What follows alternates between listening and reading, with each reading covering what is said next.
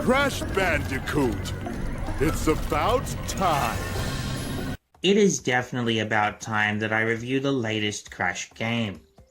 It's been over a decade since we got a brand new game, and it was definitely worth the wait. The last time we got a brand new Crash game was in 2008, with Crash Mind of a Mutant, and that wasn't even a very good game. But I think everyone can agree that the latest entry into the Crash Bandicoot series is a step in the right direction. If whether you agree with me or not, it is still definitely much better than Mind of a Mutant. The graphics are definitely a huge improvement from the Insane trilogy. Both Crash and Coco are much more fun and flexible to control as well. One of the biggest complaints in the Insane trilogy is that the game was considered much harder to play compared to the original games. This has now been drastically improved in Crash Bandicoot 4. You now have the ability to jump and slide your way through the game with ease, making it much more fun to play. And it's a good thing that they improved on this, because this new game is way harder than the Insane trilogy. Crash Bandicoot 4 has some of the hardest levels ever made in a Crash game, so it's good that they made the characters easier to control. One of the hardest levels in the game is Cortex Castle. This is the last level in the game right before the final boss fight, and I gotta say, this is a real struggle to get through. I died over 300 times before getting through this level. I just don't understand why they had to make it so hard. I'm okay with a bit of a challenge, but this is absolutely bone-crushing. Crash Bandicoot is a kid's game. Shouldn't it be made easier for kids to play? I honestly don't know how a 10-year-old kid would have the patience to get through a level like this. And I really don't understand how you would get through this level without dying. The only way to get all the flashback tapes is to avoid dying. And if you die before reaching the tape, you won't be able to collect it. It's easy to collect the flashback tapes in the earlier levels, but in Cortex Castle, the tape is at the very end of the level, making it impossible for inexperienced players to collect. Now don't get me wrong, I really do love this game. It is really fun to play, but I just find it too hard. It's just incredibly difficult. Some of the levels are so difficult that I can't even be bothered replaying them. I find myself constantly replaying the earlier levels, because after completing the entire game, it's almost not even worth revisiting the harder levels, unless you wish to collect all of the gems and costumes. And I really think it's a serious letdown, because I want to be able to get through the levels with a little more ease. I know it's easier for experienced players, but people like me, it's way more difficult to play through these levels without at least dying over 100 times.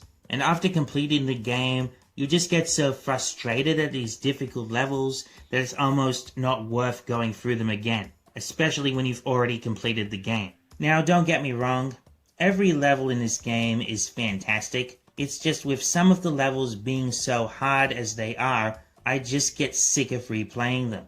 Some reason, the developers got this crazy idea in their heads that if you make the game harder, it will be more fun.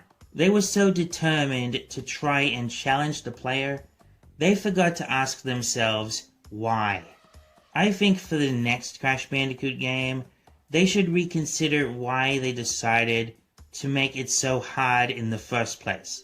Although I can't blame them too much, I don't mind a little challenge. I really don't. I wouldn't like it if the game was made too easy. That would make me even more upset. I'm glad they at least added a modern mode and a retro mode, because then the game really would be too hard to play. As for the characters' redesigns, I don't mind them too much. They've kind of grown on me. Believe it or not, this game hasn't sold nearly as many copies as you might think. Surprisingly, the previous games did make a lot more money for Activision. Perhaps this has something to do with the new designs. Maybe Activision was wrong to change them. Or maybe this game is too traditional to other Crash Bandicoot games. I was personally looking forward to an open world Crash game. I know most people don't want to see an open world game, but I can't help but prefer it. I just think it would be better to have a main hub world so you can access all the levels. The game can still include levels with linear paths as well, so that way you can still please everybody.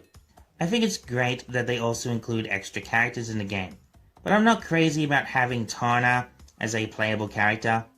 I just feel like there are obviously better choices.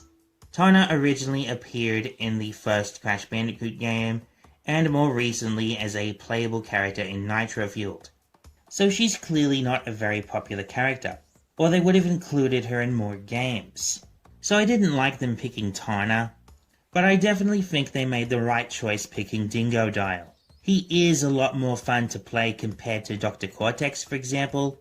Don't get me wrong, I like Cortex, but the main problem with him is he can't jump. I realized the developers wanted each character to play differently, but Dr. Cortex should still be allowed to jump like Crash and Coco. I think it would be a lot more fun to play as Cortex if he had the same moveset as Crash and Coco.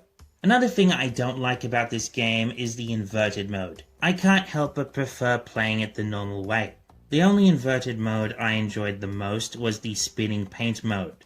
All the other inverted modes just make it harder for you to see what you're doing. Plus, I really wish the game actually had 100 levels. I don't care what anybody says, inverted mode does not count as having extra levels.